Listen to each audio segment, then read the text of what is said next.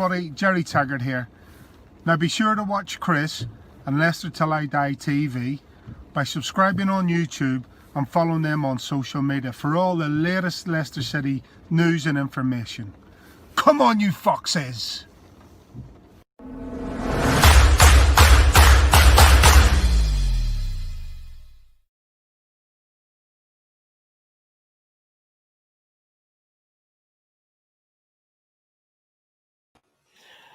Good evening, fellow Fox fans, and I use the word good purely in the evening sense, not in the post-football match sense. Welcome along. I have a feeling it might just be a little bit of a lively one tonight, and this is what you want. You are watching Leicester Till I Die TV with Chris and Chumps. YouTube, Facebook, Twitter, Instagram and Pinterest. All you need for everything Leicester City FC. It's Leicester Till I Die TV. Leicester Till I Die, now available on Spotify.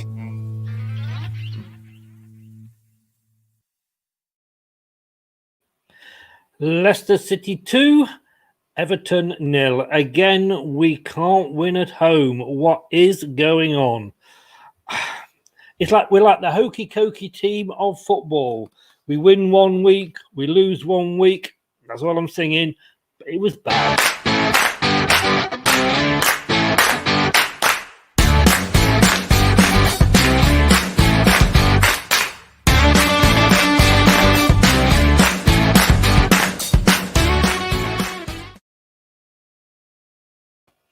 But we're here to help you get it out your system. And where can you do that? Well, if you're on YouTube, Leicester Till I Die TV, keep the subscribe button clicking. Periscope, Twitter at Leicester Till I at Leicester TID, and Facebook, obviously Leicester Till I Die group. If you're going to click on the StreamYard link, just brings all your details up. You can see who we're talking to. And if you're catching up later or you want to listen to us later, Google, Apple, iTunes, Spotify, and Anchor, as well as many, many, many other podcast sites. What was it? I don't know. Let's see if Brad knows before we bring any of your comments in. Let's hear Brad's first comments. Not a happy chappy, Brad. That was boring. That was awful. That was bad. Any word you can use that isn't a swear word, I guess, to describe that whole entire game, not just the performance. I mean, it was so bad, you said at the start of the show there that we won 2-0. I mean, I know it was bad and we like to mass things over, but you said Leicester 2, Everton 0. Did I? Oh, yeah. That's because I'm trying to hold in.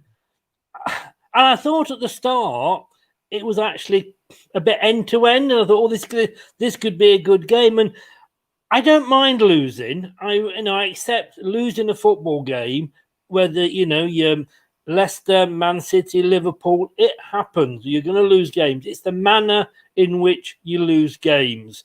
And when you look at how we played against Brighton, and it's not just because it was Brighton, and have a look how we played today, I could have said it's two different games. We win one, we lose one. We win one, we lose. We play good, we play shit. What's happening with us? I mean, do I just list off the same things we've been mentioning for the last 5 or 6 weeks, or do we just have a really short show and not give the simple reasons for the lineup, for the tactics, and for the players that are playing? Because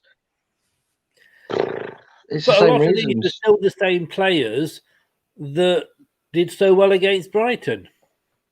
Yeah, but they're also some of them are the players that played week in, week out, that have played every game, and I'm getting sick of saying it, but because it is what it is. Look, at the end of the day, you're right, you're very entitled to lose football games, but your opponents have got to be brilliant to beat you. And tonight, Everton, I'm sorry, but they were far from it.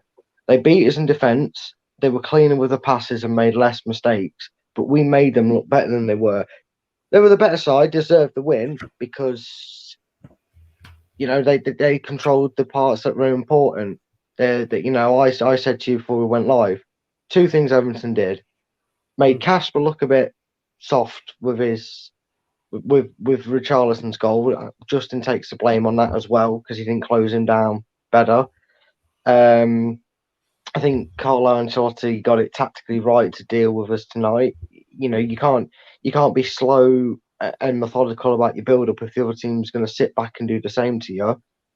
It's not the first time we've been caught out by a team like that. I think Aston Villa it reminded me of Aston Villa performance. No team really probably warranted a win, but if you could see anyone getting it on the edge of the creativity side of things, it was probably Everton. But maybe I watched a different game, but I really don't remember either keeper having to make a save in that game. I'm surprised we're talking about 2 goals, I'll be honest with you.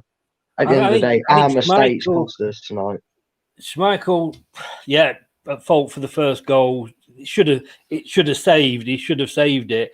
He had an amazing double save when they got their second goal. It should have been cleared, obviously, but it wasn't. But he'd made, I say, a brilliant double save before the final third touch went in. I think a lot of players didn't turn up. You know, that wasn't the Maddison. That wasn't the Maddison that was playing against Brighton. Justin, he couldn't get a ball in the box all night. There was nothing, no final third end to. There's no end to a problem. Again, we were playing some really nice football, some nice, touches, passes, etc., but nothing on the end. The comments are building up. Let's just go through the comments here, and then I want to read you a couple that were put on the on the Facebook site earlier. Matthew Bond, hi Chris. No better than a 12 performance, in my opinion. Please don't compare performances to managers. Compare them to just other results. I'm sick of this bringing up manager stuff. Compare them to a performance. They were as bad as they were against Zoira. That's as close as a comparison you need to it. Yeah. Chin up, mate. I predicted a 1-1. I really didn't expect a 2-0 win for us.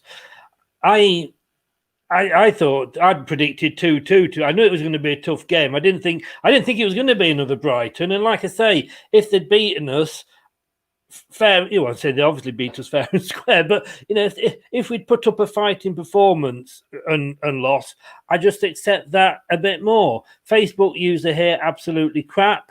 Don't surprise you don't want to put your name, but I have to probably agree with you a little bit there. Need to forget about today. Focus on Spurs. I don't think it was as bad a performance as people think.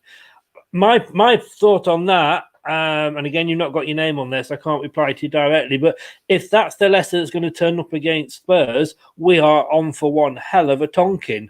What was Casper doing for that first goal? Should have saved it. I totally agree with you. And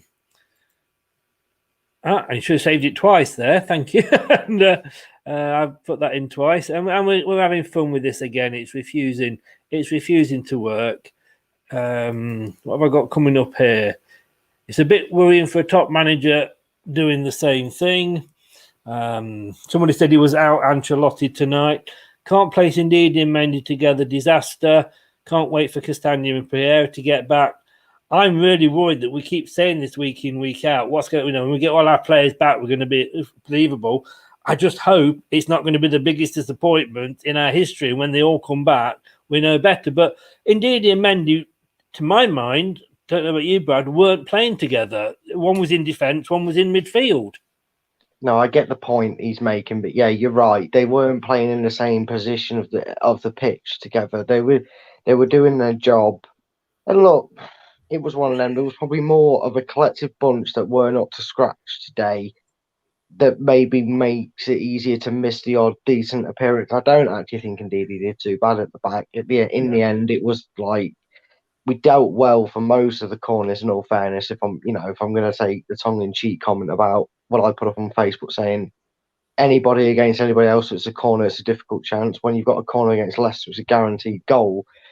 It's becoming an annoying thing, but and it's frustrating when you know for 70 odd minutes, we did, or whatever it was when Everton scored the second, we weren't exactly out of it, but we weren't exactly in it, and we were defending well. And I don't know if this is Mrs. Ahern or Mrs. Twigger yet, but his Mrs. could have saved that. Too many players had I think his off day. Harvey Barnes more of an impact player. That's Terry Payne. Good evening, Terry. Too right, need a lot of biting oomph about us. We are poor on corners. I couldn't believe. I mean, Under, who was so good on corners the other night, started, and we'll come on to the we'll go through the game in more detail in a second, but he was put on corners the other night. He was getting it past the first man, went back to Maddison tonight, and I thought, oh shit, here we go. Maddison was actually at least was getting them. Whether Under had been giving him any lessons, he'd actually been getting them past the first man tonight. Still score from one. Still can't It's a step in the right direction, but at least you know. But realistically, if you're taking the corners, unless you're attacking that front post and supposed to be putting there, he should be getting it. You know, are we really going to sit here tonight and give a sense of round of applause and achievement for Maddison doing what he's been asked to do, put the ball in the box from a corner? I'm not. If Evans, or I know he didn't play tonight, but if Evans or someone puts in the back of the net, it works better. Were you surprised that Maddison was back on them and Under had been taken off them? But it's not going to be an instantaneous progress when the player that looks the most likely to take him off set pieces has only just started getting game time. That was Under's second start in the Premier League. I don't think he started in the Premier League. First start in the Premier League. So first start ever in the Premier League. He hasn't featured too much in the Premier League. The last predominant and effective one I remember was obviously the one we discussed before, the Arsenal game. You're not going to. You can't. I do want Maddison's responsibilities taken off him. I've said that before, and I still stand by it. Well, that's why I was wondering if you were surprised he got them back. I was and I wasn't. I would have liked to have seen Under on the corners, but it's something, like I said, whilst Under's not integrated into that team and he's not up to, he's still slowly, for whatever reason, getting used to the Premier League, which, tonight in a bad bunch, he was probably the pick of it. I can't disagree with that. I know I have a bit of a tendency to have a bias towards him, but, for fault and effort, you've got to give him for at least trying tonight. But maybe it's something in a couple of games' time, if he's played a bit more, that they'll entrust him with it. You've got to remember, Maddison's been it's my ball, either I'm taking it and go home free kick specialist that we've had since he's joined the club. So it's not always as easy to pass the torch. Yeah. Before we move on to the game itself and we look at the team and go through the game in a bit more detail, I just want to read you the couple of comments that were actually put up on Facebook whilst obviously after the game we were doing it. Our fellow colleague Mark, we just cannot defend corners for toffee. Bum bum. I want to read this. I want to read this from Craig Doyle. Rodgers schooled by Ancelotti. I had to actually turn off comments because, as usual, a small minority of Leicester fans, and I don't know if it is just Leicester fans or every club or whether, and it's not just the fact that we've lost and they're pissed off, but there is a certain minority of Leicester fans out there that seem to be unable to either post a comment without slagging somebody off, post a comment without it having 4 or 5 swear words in, or even getting 3 words together to make a coherent sentence. I think we seem to have our fair share of Nathaniel fans, but guys, all we have to do, mate. Every fan base has them. Every fan base has them, and every fan base has a set of fans that like to. Well, not like, but they're probably too down to earth in a point where they always have to find something that needs working on, and it's not a bad trait. People take it the wrong way. No, we try and be level-headed. People have their opinions. What I'm asking, or I'm suggesting, is that people respect that, and we all do have opinions. We're all just not going to agree with them. We don't always agree on everything, do we? No, we don't. But it's just that, we at least we can articulate and put it together without every other word being the F word, or I don't have to turn around and call you something. But this is the post that caused all the trouble. Let me just read this to you. Rodgers schooled by Ancelotti. Yet again, our manager can't win a must-win game. Not sure about that. We would have gone top, but of course that means Brendan loses. Unless it is in that joke SPL, he can't win. Battered and outclassed by superior manager who has worse talent at his disposal. I know it's not popular, but it's time, gentlemen. It's just time. If Pell won't come back, I would give it Sol Campbell. Great player who wasn't treated fairly at last club. Joke Rodgers, get rid top for fuck's sake. I think that's a bit over the top somewhat. I don't think I can actually agree with much of that. And yes, we're all disappointed we lost, but if you are suggesting that we get rid of Brendan Rodgers and bring in Sol Campbell, I think I'm just going to go out and jump out my first floor window. And I don't think even Brad can believe that someone has actually typed all that out.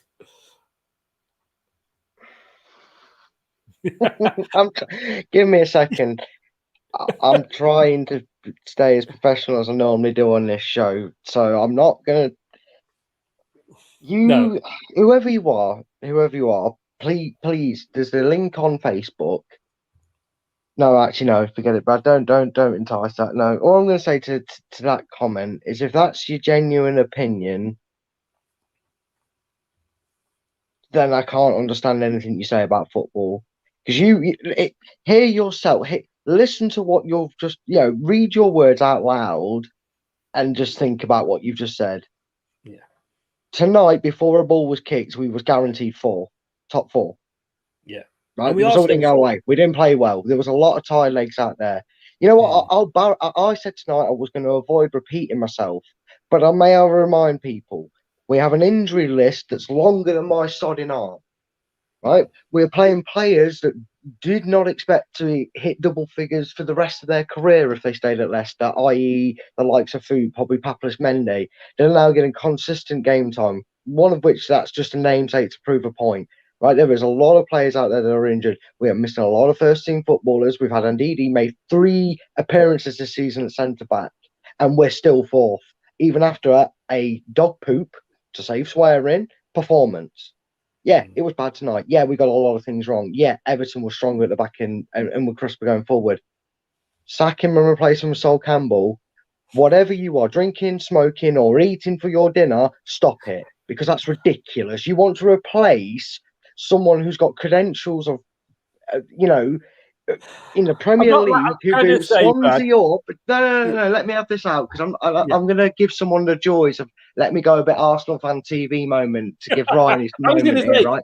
Don't turn into that Arsenal fan that was, I don't know if you saw it on Facebook, that Arsenal fan that was virtually... Oh, that makes me laugh. But my point is, look, you're allowed an opinion, and if you don't like Rodgers, you don't like Rodgers. But first of all, saying you want Puel back, I'm hoping this is just a joke and he's fishing for comments, and you're out there. If you are, fair play, mate, because you've brought me in hook, line and sinker, and I'll tip my hat off to you if you've reeled me in with this one.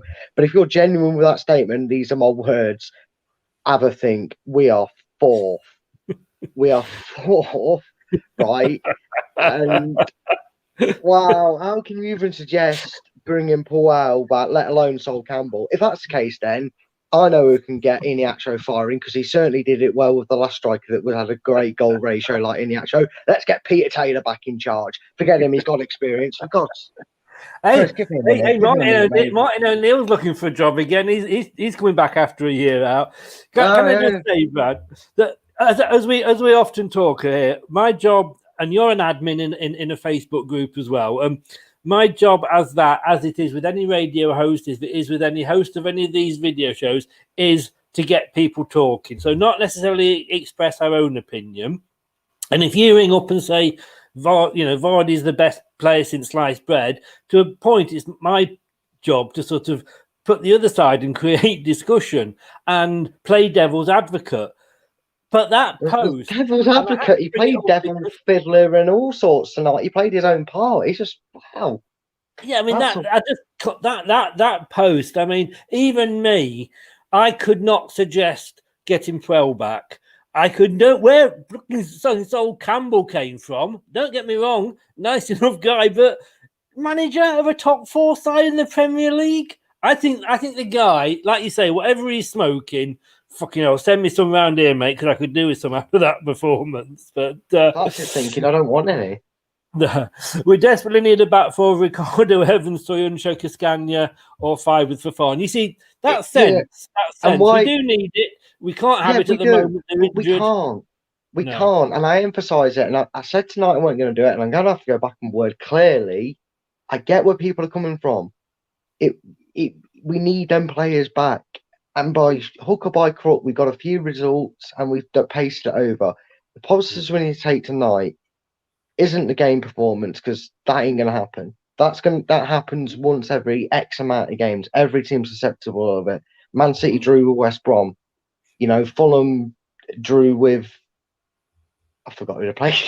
Who did they draw with? No, I'm reading off these results. But Spurs drew, Liverpool drew. I don't know what the score is in their game now, but I know they're currently drawing. Chelsea lost. So we had a bad game. We weren't the only team this week. What matters is the only thing we didn't do right tonight were two things: the performance, and we didn't take advantage of drop points. We go again. If you're judging that off that performance, look, if you don't like Rodgers, and I know he's not everybody's cup of tea, and sometimes he rubs me up the wrong way with how he lines up and how he gets our lads playing, that's fine. But if you're going to go that step too far, like we had earlier, then maybe think about it. I've got no issues with people not thinking Rodgers' style is great and they don't like him and that. That's fine. You got that sort of opinion, go for it. Let us hear it. But to say a guy who's before a ball's kicked already had his team in the top 4 positions regardless of results because of what other teams have done, and at the end of the day, worst case scenario, we're going to be 4 points off top and 2 points off and a point behind second. So we let it go. We'll go to Tottenham. We like to score against Tottenham. I think that guy was definitely sat at the side of a river when he wrote that, because he was over that, or he's just one of them. I don't think anybody could write that. Yeah, I don't think anybody could write that sensibly and thing. But if he drew a few in, then all power to him. He's drew me in if he's done it. Tip the hat to him if it was. Just quickly read a few more out here. Get rid of zonal marking. I think that's 8 goals from set pieces. Management so inconsistent, unlike Grealish. Yes, we had some important players out, but so did they. Yeah, I mean that is the point. Yeah, we complain that we've got none of our best players. It's the same for a lot of teams out there. I mean, the guy that went off, I'm not sure it was for Everton with a pulled hamstring. There are so many injuries out there with muscle things because we are playing more games than we should be playing at this time. I mean, you know what it's like.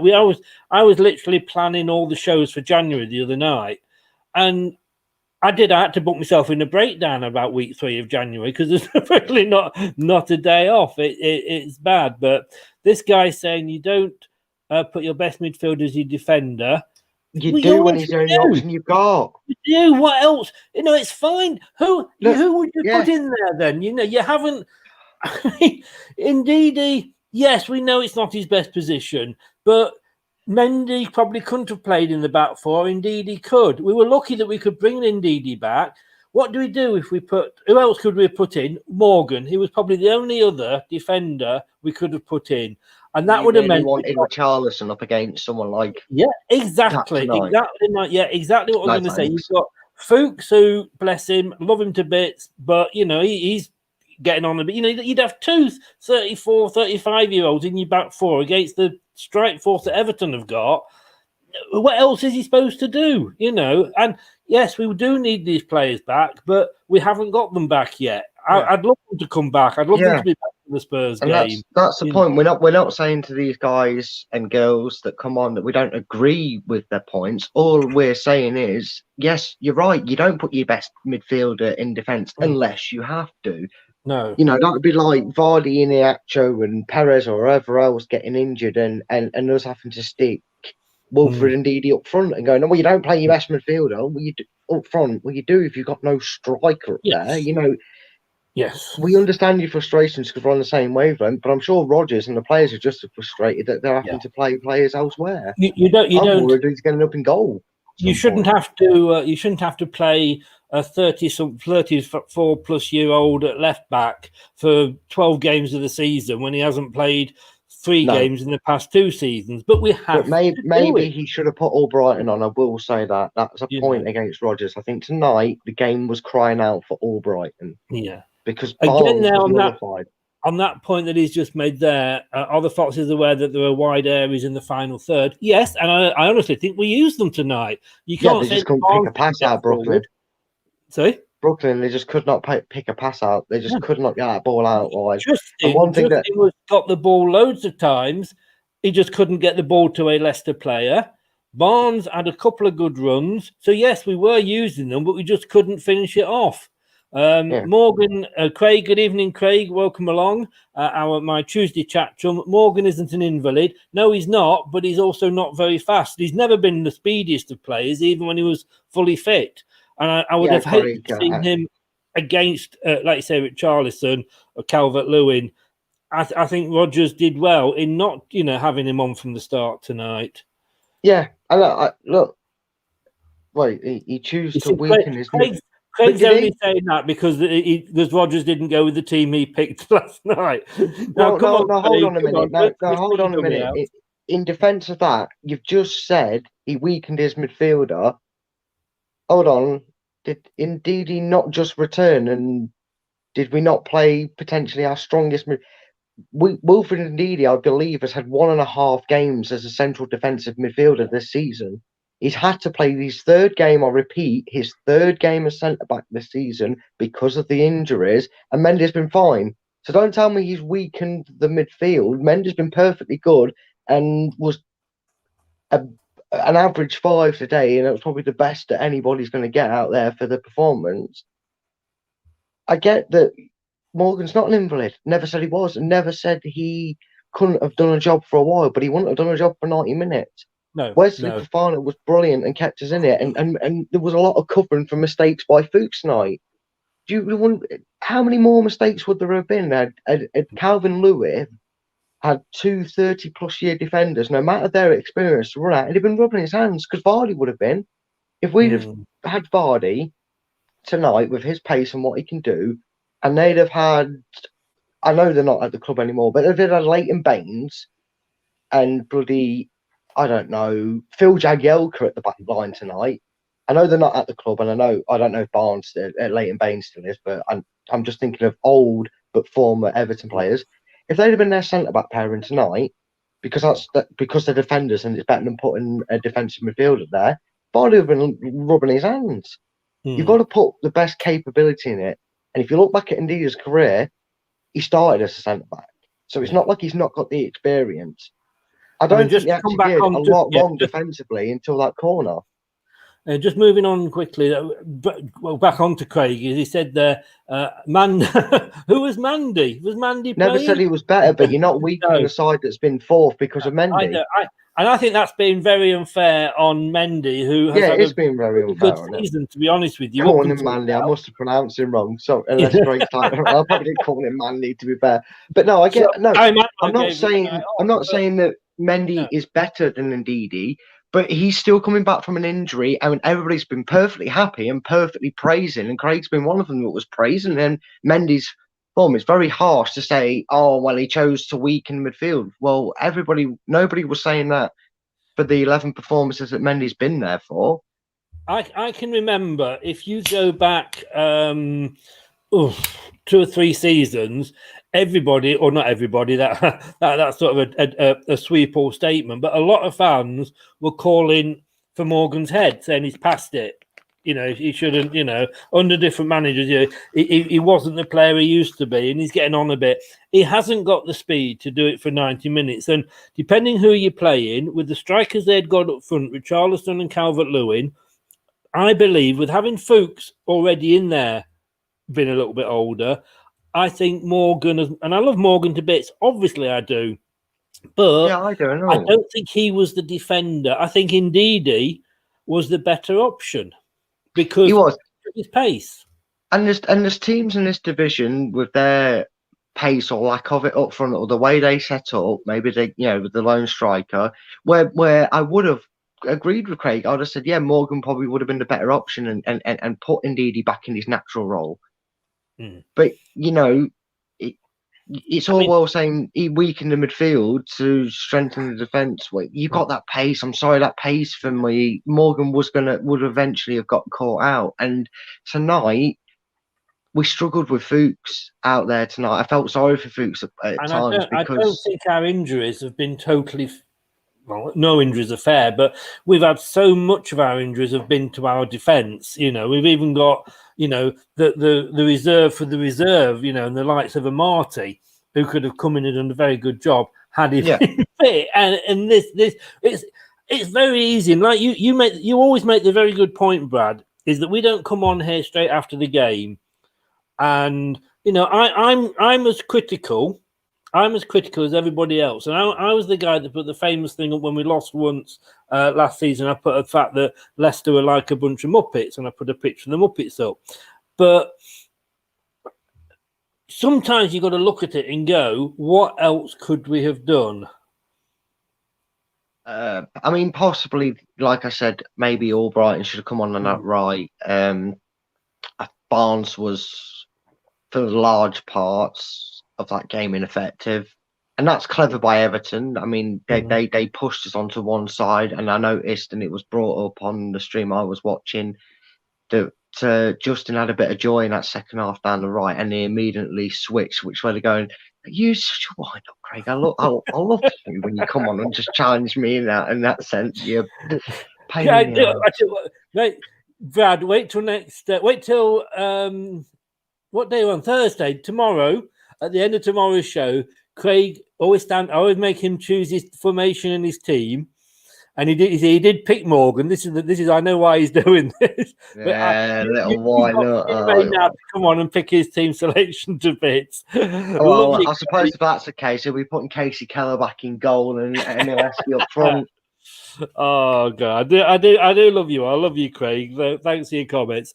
The guy said again on Facebook earlier, and again, I just. Fox, I'm sorry, it needs to be dropped. Tonight, I would have pulled him off for Thomas. Yes. Tonight, I understand him starting, and I get why. But I think tonight, because he must have clocked it early, because we know he can pick up things early, because he did it in the Brighton game, right? When he knew that left side was getting nullified and Barnes wasn't having any joy, and we stopped attacking down that left side for about 10-15 minutes in both halves, for what it looked like to me, I would have put Thomas on.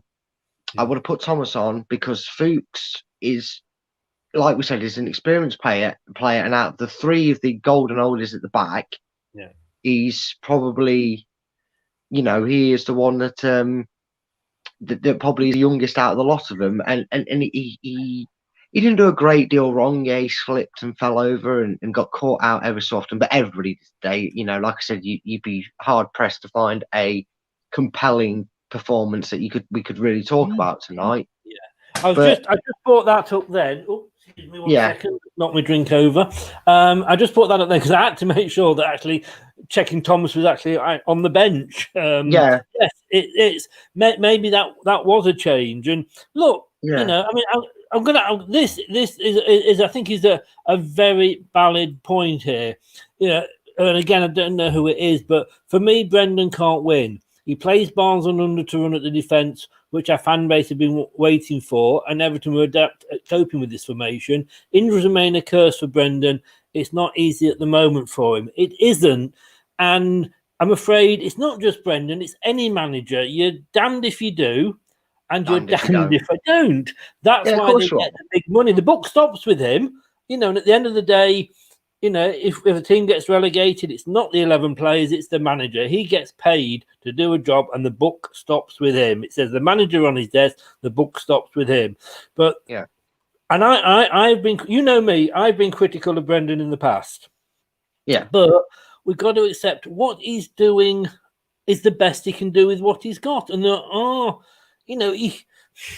I just say, Man City, just to look at Man City for a minute, who have probably got the most expensive squad, would you say, in the Premier League? They've got their back line's more expensive than half the Premier League, if not all of it. Would you say that they have got a reasonable, kind of okay manager? Probably one of the best managers in the world, right? No, and I'm on that side of. I'm not going to have a discussion about him, but what I'm saying is he's won things. He's on claims of trophies. Yes, on paper he looks very fancy, but I'm telling you this now. What I'm saying is, what I'm saying is, like I said, I'm not going to talk too much about him, but what I'm going to say is, I listen to Man City TV because I do the opposition view with them. Last night they were calling for Pep's head. Yeah, because he's finally been figured out. After all he's achieved at that club, so any manager, I think if you can call for Pep's head, you can call for anybody's head. Any manager can have bad times. And like you said, and you're totally right, Brad, we are still fourth in the league. Yeah, and look, just to nip that in a bit, it's about time with Pep. Personally, I'm on that side of the fence with Pep. But it is what it is. And look, not every manager is going to be every cup of tea. If everybody got what they wanted, the world would be very confusing. Craig's Yeah. See, we're best friends again now, Craig. We get on now. We agree with that. No, I'm the outside one because I happen to think that what Pep has done does make him one of the best managers out there. There's not many managers. No. Ancelotti, he's up there with him as well. Ancelotti's a good manager. That is a good manager. And Brendan Rodgers is, in my eyes, right now he still is. And I agree with that comment by I don't know. It was Facebook user, wasn't it? That just said about Brendan can't do right for doing wrong. It is sod's law. Look, we're all managers. We're all managers here, aren't we? We've all been a manager on career mode on FIFA, on Football Manager, on, if you're old enough to remember it, LMA Manager. We've all coached the side. Or at some point, we probably, if you've got kids, you've probably taken them to a football team and been the coach on the sidelines, unofficially or officially. One way or another, we've all earned our grade A UEFA badges, right? We're all tactician geniuses. But at the end of the day, you've got to work with what you've got. And I know that at the end of the day, the book falls with Rodgers. You know, if it's not right, it's him that takes the heat. It's him that takes the blame. And yeah, sometimes the players do as well, but he takes the majority of it. The thing is, he can't do right for doing wrong, like that comment said, because he hasn't got the players. We are with you out there that are commenting saying, can't play Ndidi at centre back. We need these players back. We need to play this formation. We need these guys in. Pereira's yes, you are 100% right, but there's no point using that or moaning about that right now because there's nothing Brendan can do about it, and he's the only one who can do anything about it. If they're not fit and available, we have to try and get results and perform to a standard that's good enough to get these results whilst they're not available.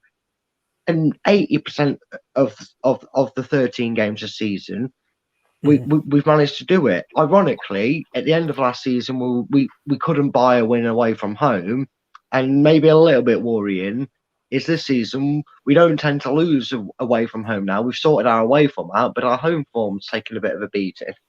It's just it swings around about. I think that this year, I don't think there's a lot of difference between home and away because of the fans not being there. Yeah. But even with like the little return to fans, I don't think it's too much. Yeah, I was going to say hello to Mark, who's a huge. Well, I've given him a new title of news editor on Leicester Till I Die. He posts a lot of the items for me. Yeah, he's commented on a few of my stuff. Makes my life a lot easier. It does help me. So, hello, gents. It was very poor tonight and very disappointed from the off. We didn't look convincing and we looked disjointed. But we move on. We do. And I did some graphics. I was messing around with graphics at 3 o'clock in the morning when I couldn't sleep. And, you know, we lose, we move on. We've lost a game. You've got to judge a manager over the season. You can't judge him. You know, let's face it, a couple of weeks ago, we were saying the sunshine out of Brendan Rodgers' arse. It's the joy of being of a manager. But look, I'm going to just take you out for a second, Brad, because I want to introduce somebody to the guys that are still with us. I'll bring you back in a moment. But I feel a bit like Bradley Walsh here introducing a new chaser. We have got a new presenter who's joining Leicester Till I Die. He's going to be doing the pre-match show with us. So he's going to give us the thoughts on the team before we kick off every game, starting with Spurs on Sunday. If he's got his microphone working, he's called Josh. Say good evening to Josh, everybody. How you doing, pal? Can you hear me all right? I can hear you. Can you hear us? Sound, mate. Yeah, sorry about that. I had a few issues with the microphone. It's okay. Hey, we have plenty of gremlins in here. God, I'm going to. Like I say, you're joining us. You're going to be doing the pre-match show, which is 30 minutes before kickoff, when we know what the team's going to be for the games, and you're going to sort of give us your opinion of the games and what and what you think we'll do in that game. Craig, hopefully he's calmed down. Craig's gone, hi, Josh. So that's a hello. You're right, Craig. You're right, pal. Go on then. What did you think about the team tonight? I knew we were going to play in Ndidi centre backs, obviously with Evans out and Soyuncu injured. I don't know, really, mate. I think only a couple of them really stood out for me. I think Under had a good game. Don't really know why he got took off. He didn't look like he was tiring, to be honest with you. And I suppose him and Justin had a decent game, but I think Under was the only one really that were looking to make anything happen. He were on the front foot all the time, coming to look for the ball, trying to make things happen. Other than that, it was just poor, mate. Again, it's another one of them games where playing against the team that sit back, play the low block, and we just struggle to break them down. I mean, at the end, we had 3 strikers on there, and we still couldn't really score. You know. Yeah, I think with games like this, I think it's where we do really miss having basically a big lump in the box. You know, like not the same as him, but I'd say like, you know, in the ilk of an Ajoa, that type player, or even like just literally is like a last resort. We've tried everything. We've tried breaking down the defence, just whipping the ball in, hoping somebody gets on to the end of it. Because like we ain't really got anybody like that who could bring off the bench. You know, it's all good bringing Nacho on, but he's not that sort of player at all. I was watching it on BT tonight. No, it wasn't. That's a lie. I was watching it on Amazon tonight, and one of the presenters, I can't remember who it was. It was the female presenter, but she actually made a really, really good point. Is that you remember during the 2006? Well, she didn't make this point, but I'm going to add this onto it. When we won the Premier League, we lost Vardy for that Swansea game. Yeah, and everybody said that's it. Wheels are off the wagon. We're not going to go any further. And I think we beat them 4-0. Yeah, Ujoa got a couple. Morez obviously chipped in. But you brought Ujoa on, and you thought, here's a guy that can get you goals. Yes, we've lost Vardy, and Vardy, but you know, Ujoa comes on, and he could nick something, but you don't get that feeling with Inacho and Perez, do you? No, definitely not. I think another thing as well, like a game that really sticks out in my mind as well, and he didn't score, but he played really well in the second leg against Atletico, when I think we brought Ujoa on, and they, at the time, they didn't know how to handle him at all. And he changed the game. I know we didn't win, but he definitely made a big difference. And I think I know we've said, like, I'd say for the last couple of seasons, really, we've said we need to bring in, we do need another striker if Hardy gets injured. I mean, Nacho, bless him, he's we're basically we're fucked. He's very limited. Everybody's I am so glad I haven't got Brad in the studio. There's not even to quite put it as politely as that. I mean, everybody's going on about, get George Hurst back. But for God's sake, we need somebody sort of recognised as a striker, don't we? But we said Under, definitely. And I was surprised Under came off for Perez. But Alan Bennett, who sort of he rates the managers and the team performance and picks the man of the match for me straight after the game. So he hasn't got any time to sort of calm down, think about it. And I'm going to just bring Brad in as well for this now. So welcome back, Brad. Hi, Josh. Nice to meet you, mate. How you doing, pal? You're all right, mate. Nice to meet you, pal. Not too bad. Yeah, good. There he is, Josh, a rose between two thorns. Do you? And we'll come to Josh first. And if I can press the right button, let's try that again. Alan, he gave 4 for the manager's performance, 5 for the team, and in his defence, he went for Under, but he said he wasn't actually struggling to actually sort of pick anybody. Would you agree with those, Josh? Definitely, yeah. I think, like I said, I mean, the Under substitution really. I mean, as soon as you seen Perez warming up and getting ready to come on, you knew deep down Barnes would stay on and Under would come off. And like I said to you, I don't think Under didn't look like he was struggling or tiring. He was still tracking back all right. He was working hard, and like I say, we're the only one really that were trying to make things happen. So the way Everton set up and the way they sat back, excuse me, it weren't really a game for Barnes really, because we couldn't really exploit his pace because we weren't getting in behind because they were sat back so deep with the low block. So I know Perez gets a bit of an hard time, to be honest with you. When he come on, he didn't exactly set the picture like, did it? But I think. Can I just say there that Brad and Perez are like love triangle? Oh yeah, we're best mates, me and Perez. What did you think, Brad? I mean, do you agree with Alan's ratings and choice there? I'd agree with them, yeah, because it wasn't very flattering, was it? And I have to agree with Josh with what he said. We do need to go out and get a striker in the window, and I'm more inclined to agree with Josh with his thinking of what kind of striker. I'll refer it to Chelsea, Olivier Giroud, 3 or 4 weeks ago, probably even longer now.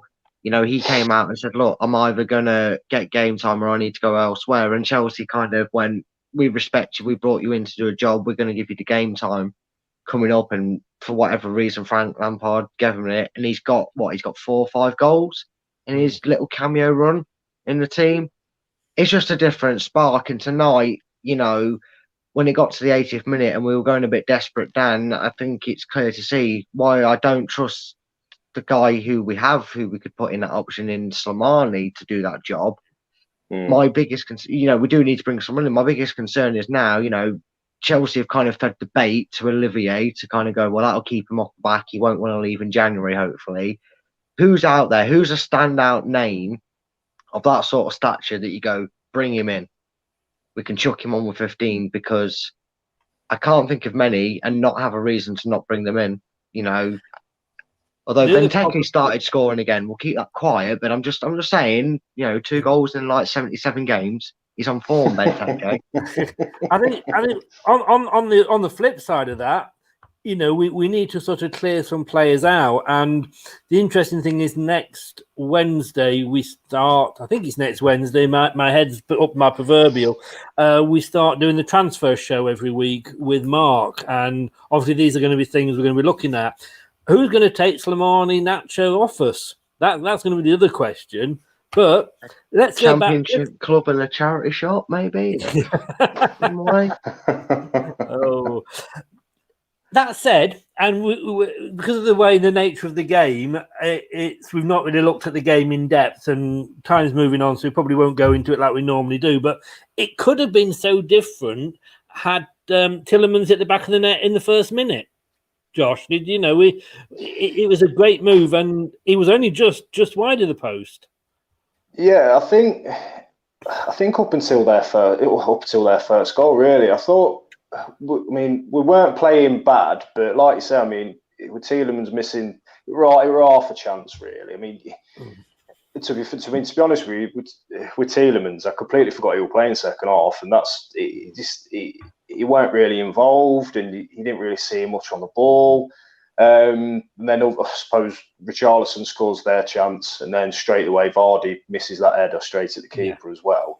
Vardy should have buried that, shouldn't he? Yeah, definitely. I mean, other than that, what did we create? Really, we didn't really create. So the thing is, as soon as Everton got their goal, you knew we were going to be in for a tough night, because they were set up. Well, Ancelotti knows what he's doing. Yeah.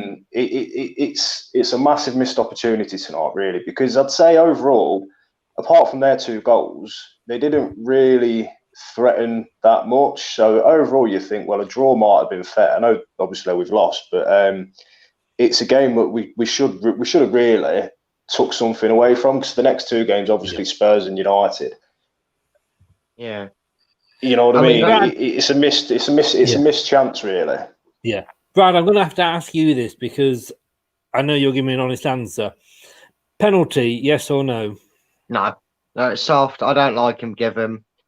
They're one that I think they really annoy me, them being given, because they're one of them. You'll always catch a commentator normally will say, "Oh, it's a free kick, but it's not a penalty. It's like a foul's a foul." But that one, it's not even a free kick. It was poor by Perez. Shock horror. Perez was poor. He had the chance to play Vardy in. And look, things didn't fall right at any point tonight. When we did get going forward, he dives pretty much for a penalty. In fact, I think he's lucky that Gomez made any form of contact, because otherwise he gets a yellow for simulation. Vardy, header flick on Perez, shocker again, was offside. The downfall of, the maker of our downfall going forward. And Vardy free header.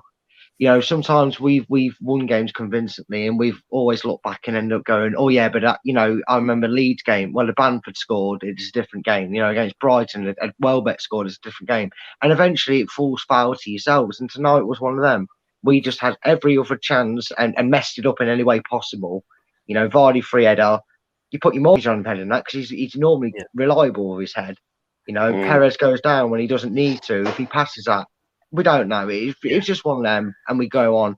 I think maybe the manager and maybe the players were a little bit looking at the busy schedule and a little bit maybe scared tonight. Would you say, in the sense of they know what's coming, the quality of the opposition, and the busy fixture list, and our situation with the injuries it is, that maybe they didn't want to overcommit tonight, and they thought maybe they'd nick a result tonight more than going for it, because it just seemed to have that approach to it. And Everton were defensive to that manner as well. I think both teams were hoping to get something from tonight, and I think obviously when you look at the fact we didn't.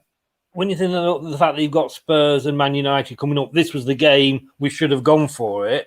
Yeah, but maybe they're going for the other two, and that's not right, or you know, it's not right to look at that. But my point is some players tonight seem to have a bit of a go about them, and a few heads and shoulders drops as if to go, oh, we was hoping to get away with that. We haven't really done much wrong, and Everton have got 2 goals out of a shot, which we could talk about all night. It's gone in somehow or another. It's gone in, and I think moving on. I think this was let's say for me this was the game that we should have looked at winning, because I don't think we'll get anything out of the next 2 games if we play like we did tonight.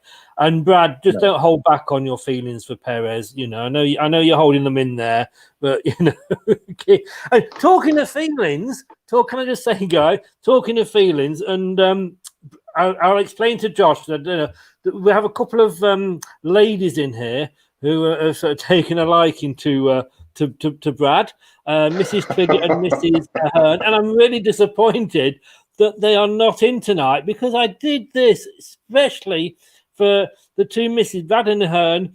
Brad, for Mrs. Ahern and Mrs. Trigger.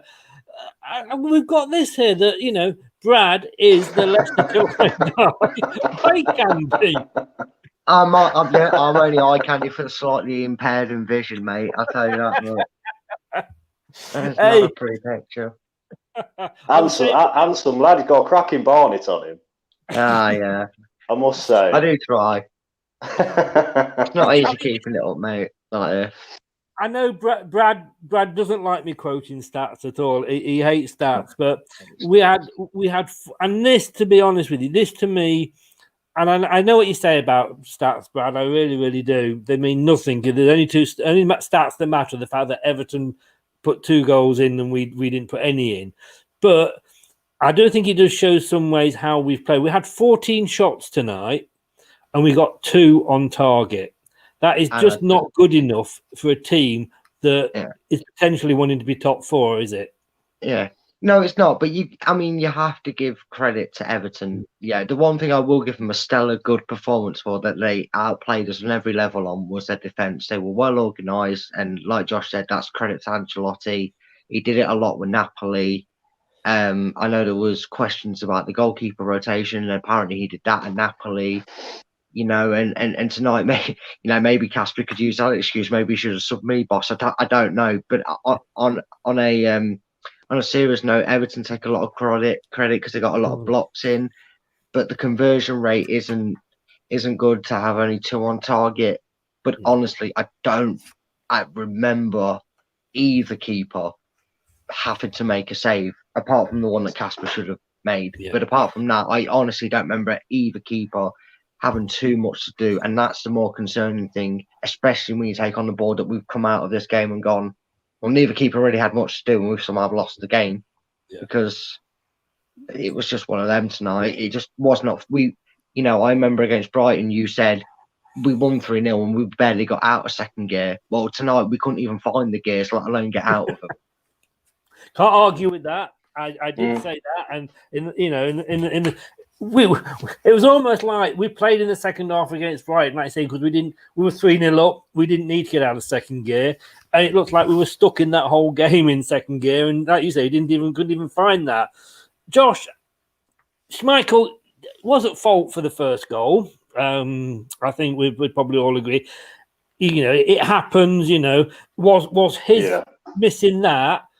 any more detrimental to the. Oh, yes, it was detrimental because obviously it went in, but you got to balance that out with Vardy missed that header that he really, a man of his ability, should have scored. So, but what a fantastic double save as they scored their third goal.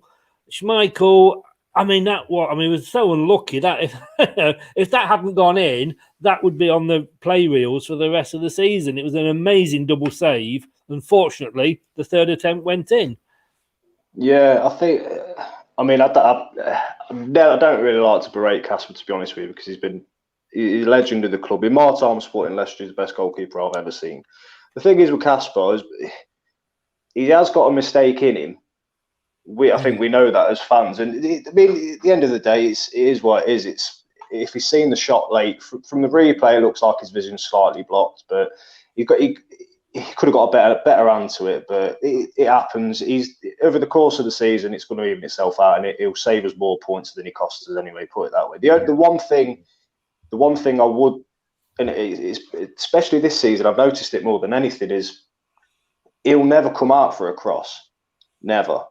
Ever. And all you hear, especially if you don't have like the crowd noise on, all you hear as soon as the ball comes in, away. You heard it against Man City when Mahrez scored.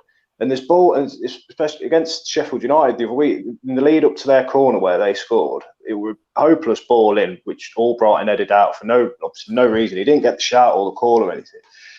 He could be coming out for easy crosses, and I think sometimes, especially like we are conceding a lot of set pieces at the minute. Whether it make a difference or not, I don't know. But he would punch it away 9 times out of 10. If you get the goalkeeper's going to get the benefit of the doubt, so you're going to draw the foul. That's all I could say, really. I mean, people go on about his distribution as well, and it's not great. But other than that, it's a mistake, but it happens. I've seen worse. I've seen goalkeepers make worse mistakes, so I won't really dwell on it. Yeah. Like we say, you could go just as mad at Vardy for, that header straight at their goalkeeper, Olsen, and maybe they should, we should have paid them to let Pickford stay in goal, and he might have fluffed it into the net. But yeah, we lost, and we're coming to the end of the show now. But having said that, it hasn't been a completely awful night, really, for us. I mean, Southampton. Well, in fairness, Arsenal held Southampton because Southampton are the sort of better team. They've just gone above us, but only with the sort of the goal difference. And just to sort of do my football commentator result voice, we've got Liverpool 1, Tottenham Hotspur 1. So that's doing us a big favour as well, because if it ends like that and there's only about 4 minutes to go, plus any injury time, we're only 2 points off the top spot still. It's not... yes, we lost the game. It was a bad day at the office. It was the day as a salesperson. I don't make any sales. We go again, and Spurs. Collectively, so far, it's been a bad week for the top 6 that started this week. So we've just not all that's eventually happened tonight. And even if there's a late goal in that game, we're kind of lucky that that's the tie that's played tonight, and they're not playing 2 separate teams. But all it is. We've got away with it, and we've shot ourselves in the foot with our performance and result tonight. So we take it as it is. We go again. So I'm happy with tonight. I'm happy with what's happened elsewhere rather than tonight. It's a shame we're not talking about. I was about to ask you then, Brad. For God's sake, what are you saying? I'm saying Sol Campbell for manager, mate. Did you see that comment? Yeah, I want to know who that guy is. I actually had to turn off comments on that one because they were getting a little bit nasty. His fishing rod had caught quite a few things. Seen it. The lake. Yeah. What Craig Bird said, not a penalty. Mark, you lads are a great warm-up app before everybody switches on Babe Station. Well, we'll pass the watershed, Mark. If you stay tuned for much longer. I'm not actually exactly sure what Mark is getting there, but, it's... that's what you're looking into this when you're watching us, Mark. Each to their own. Each to their own. I mean, just remember, though, Mark... your hat on at this rate. all I will say, Mark, is that... There you go. This is a home one to see without your beard. So there you go. What a shame she's not here. Let's just have a look. Just a couple more comments to end on. Gordon Banks was the best keeper City have had. There was a certain Mr. Shilton who wasn't too bad either, in fairness. Yeah. And for those of us of a more mature age, Mark Wallington used to have a few good games as well. Firmino just scored. That's good, actually. That. Yeah, I'm happy with that because that means if we beat them, then a certain friend of mine that hopefully comes on the show afterwards can't be too big-headed if we beat them. I just think the table here hasn't updated, but Liverpool will go sort of further ahead, but they say it will be good for us at the weekend. Craig, just before that, so clicked on the wrong one. Same happened today. A shout wouldn't mean we didn't concede the corner for the second goal today. I get what you mean there. Well, it's like Josh said, keepers get wrapped in bubble wrap. He should probably be coming for them more because, as much as I'd say they are wrapped in bubble wrap, they are favoured, like Josh said, for the ref. If he comes out and he goes to it and he gets a glove on it, but he gets wiped out, the referee's going to give a free kick. Yes. So maybe he should be a bit more braver from corners. But that said, and I was watching it with my son tonight, and he was pretty much saying the same about Casper. But how many times has Casper kept us in games, has won us points, has saved penalties? Every goal. How many times has Casper been man of the match on this show because of his performance? On this show, not too many yet, to be honest, not one. Well, he's been a bit. Well, all right, maybe not man of the match, but he's been a big talking point. Period of time, he has been man of the match on many occasions. Yeah, he is, and like I say, to me, there really is no difference between that, like I say, and the Vardy penalty. But guys, it's been a pleasure to have you both on. If not the result being the pleasure, by all means, Brad, have a go back tomorrow when we get Craig on, because at 7:30 it's an extra fill-in of the opposition. Not the opposition. Oh, I'm totally lost with where I am this week. I'm going to try and dig. I'm going to try and find the oldest Leicester City squad I can remember and ask if he wants them to play in positions other than where he wants them to. I was going to say, because Josh, we have a preview show usually on the Tuesday with Craig. With Craig, but we've got to with 2 games this week. We're doing another one tomorrow, and he always has a go. I don't know if you've seen it. He puts his Brendan shoes on and picks the team. And he was a little bit miffed, I think, today that Big Wes didn't get on. Big Wes. Was he not, Brad? Yeah. He also, like I said, he also wanted to play Akinbaye up front and Trevor Benjamin on the wing with his squad. And him got me for Fuchs. Wow. I just wait for the second coming of Junior Lewis. Hey, we knew his passport said Brazil, so we know that was a lie. Yeah. I'll see you tomorrow night. Before we go, what did you lads think of Clinton Morrison's commentary?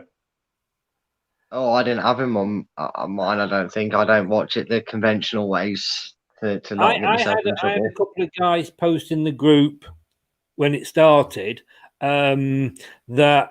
I mean, he's got one of those voices, and I couldn't do his job, to be honest with you. He's got one of those voices that trains on you a little bit. It is a bit sort of. You couldn't see him getting excited. If he was his wife was naked in bed in front of him. All right, love, should we do it then? One of those voices. What I actually and I put this up as a post. And I'm not having somebody just coming onto the group and saying, "Oh, Clinton Morris, he's shit at commentating," and that's the comment. You're not going to get away with posting that in the group, I'm afraid. Back it up or give some reason, etc., etc. But I put a big post. I had a bit of a rant, in the fact that for the first time ever, I've got all three. I've got Amazon, I've got BT, and I've got Sky. Sky are totally pissing me off, to be honest with you. When we are playing, if there's a bigger game later on, we don't get a look in with the mentions. And you know, they seem to prefer more talking about the Black Lives Matters and Rainbow and all that, and it's all very, very important, but it seems to have taken over. And on that note, just to sidetrack, I don't know if anybody gets The Athletic. You know, The Athletic, the football online magazine. It's a really good read. And this week there's a topic in there that's all about sort of Sky and Black Lives Matter and Millwall and the booing and all that. And there's some extremely interesting comments from the admin of a certain Leicester City FC fan site. Now, I'm not going to say who that is because, you know, far be it from me, I'm too modest to sort of, you know, say too much, but it is well worth the read and some very good comments. But Sky don't like Leicester for some reason. Like I say, you know, if we were playing tonight, you can bet we'd have got about 5 minutes before we kicked off, and the rest of that would have been about Liverpool and Tottenham. And then post game, they'd have gone straight onto Liverpool, Tottenham. Yeah, definitely, because they don't like where we are. They don't like that we're breaking up their best friends. We're not in the VIP. BT and Amazon, I've got to be totally honest with you, and it's maybe because they do one game at a time. I mean, Amazon, they say literally it's a different channel almost for every game. They are not saying they're pro Leicester, but they're very, very fair. And I thought I've heard that BT's like version of Final Score is a lot better. I've heard a lot of good things about that, and I've seen it. And you know, you always find, and I just think it's not just Leicester. I think it's any team that isn't Manchester, Liverpool based or London based. You know, they always seem to get somebody on there, and you're thinking, you know, oh yeah, he's an ex-Leicester because he spent 3 weeks there on trial, but he spent 94 games playing for Tottenham. We just want him on to absolutely bash on about a different club. And look, that's fine. It deserves a credit for being the force of the Premier League for so many years, i.e. as in like for European competitions and always competing in them spots. But give it a rest. I mean, I've seen us have commentary where they normally have like maybe Pochettino was on for the what game was he on Sky when Leicester were playing? Yeah, it was all about Pochettino rather than all of it was about Pochettino. The team. I think that was the Leeds game, weren't it? I think. Yeah, that was it. Yeah, Leeds, and Pochettino was the special guest. What connections he got to? Has he got? I don't know if he's got a connection to Leeds. I'm aware of, and he certainly hasn't got one towards. He had a connection to Bielsa, didn't how you pronounce it? To Bielsa, they had a connection with each other. So what? Did Rogers? Did Junior Lewis or did anyone? They don't fair it. They just like to pick a subject and give a reason behind not having a guest on there. If you have an ex-player, because he's a big name and he's out of work and he's been linked with Man United. He brings in the moolah, as I say. Didn't know where to put it. When you look at BT, I mean, they had Emil Heskey on. I'm sorry, Amazon tonight had Emil Heskey on. BT had Danny Simpson on. So they are getting more recognised ex-players. Peter Crouch, I think, was doing it with Amazon the other day. He was excellent. He was totally fair. Andy Townsend was absolutely totally fair, I think, as well. He wasn't being biased to either team, but then he was very neutral. He had no connection to either team. But I'm going to say something really, really controversial here. The guy that has impressed me, and he's commentated 6 times for games I've watched this season, and the clue's there. It's the 6 times that we've been in the Europa League games. Robbie Savage. He is and tonight as well, because he was on Amazon tonight before. He hasn't said a bad thing about Leicester, unless they deserved it, you know, if it was a bad pass or something. But everybody's been very, very quick to have a go at Robbie Savage. And I'm going to tell you now, he has been very supportive and has said some very good things about Leicester in his time. Well, while he was on those games. And I know people love to hate him, but, you know, he's been all right. But on that note, before everybody starts posting that I'm an idiot because I'm won, by the way. Savage. Oh, Liverpool won. Oh, that's what I was going to do. There we go. That's the table as it stands. Sorry, Josh, you've just got. It's all right. I'll try and hide behind it. So if I just do that, pretend I'm hiding behind it as well. Look, there you go. Like that. People will be wondering what we're doing behind there now. So yeah, we're 24. Southampton 24. I presume they've scored more goals than us. Yeah, Tottenham 25. We're Leicester. We're not Manchester City. We're not Chelsea. We're not Arsenal. We're Leicester. We've played a third of the season now. We are through to the 32 in the Europa League. Very, top in the group. We are 4 points off top position. With everything that's gone wrong, that's not bad. Guys, I'm going to have to end it there, though, because we've been going on now for over an hour. So people will be sort of putting the carpet slippers and getting the cocoa on while they're listening to us. Thanks very much for joining us, guys. Yeah, cheers, chaps. Thank you. So, Josh, I will see you. We'll be back with Josh on Sunday at whatever time, half an hour before kickoff. I don't even know what time the kickoff is on Sunday. But I will see you then, and we'll have a look and hope he picks a team that we both agree with, and hope he picks a team that Craig agrees with more than anything on that. So, Josh, it's been a pleasure. Welcome to the team. Nice to have you on board. Last one. Cheers, chaps. Yeah, thanks for having me on board, Josh. Welcome to the night. And Brad, he's gone. Again, I will see you post-match on Sunday. And again, I can't say what time it's going to be, but it's going to be another late one. I can't remember what time we kick off, but let's hope we've got something a bit more cheerful to talk about. You know what? It's typical Leicester, probably will. Yes. I tell you what, mate, after tonight, what you got on your wall, just show everybody what you've got on your wall behind you. You've got a Jim Beam. No, Jack Daniels. Can I have the bottle that is off, please? No, I'm still drinking it. The typical. It's all about you, isn't it? Well, I went to give you a glass, but the bottle said you drink it, so I thought it was you. So I just kept drinking it.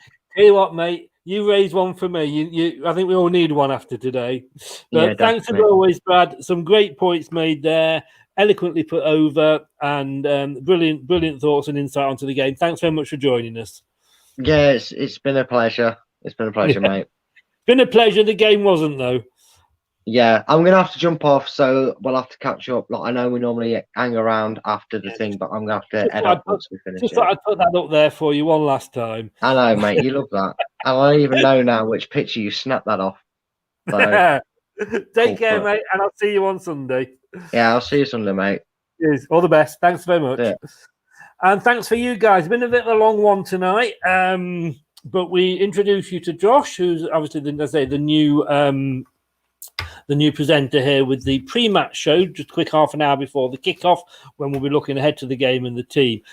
I'm back tomorrow. 7:30 with the ever knowledgeable, even though he does like Wes Morgan in his back four, the ever knowledgeable Craig will be there looking ahead to the Spurs game.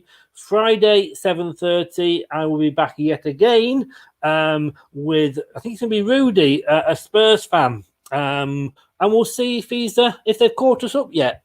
And we'll be back on Sunday as per normal with the match and Brad post-match after that. Guys, result wasn't what we wanted, but it's been a good chat. I think we've got it out of our system. Thanks so much for joining us. Remember, catch us up in about half an hour. I think it'll be up on the podcast, Anchor, Apple iTunes, and Spotify. Leicester Till I Die TV on YouTube. It's going to be up there. Please give us a subscribe and please give us a like as well. But the subscribe, let's see if we can get those subscriptions up. I hope you're going to stay safe. I hope you're not going to do anything that I wouldn't enjoy. I'll see you tomorrow night. Thanks for joining us. Good night now. Thanks for watching Leicester Till I Die. This is Chris saying goodbye and see you next time.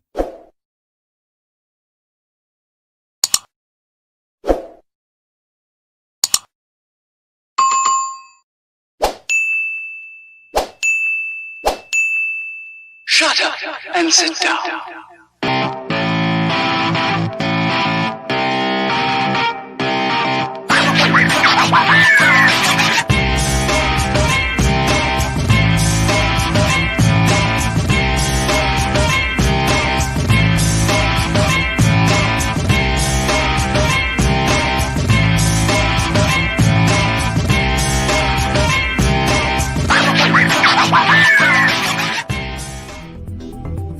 watching. These videos are tremendous.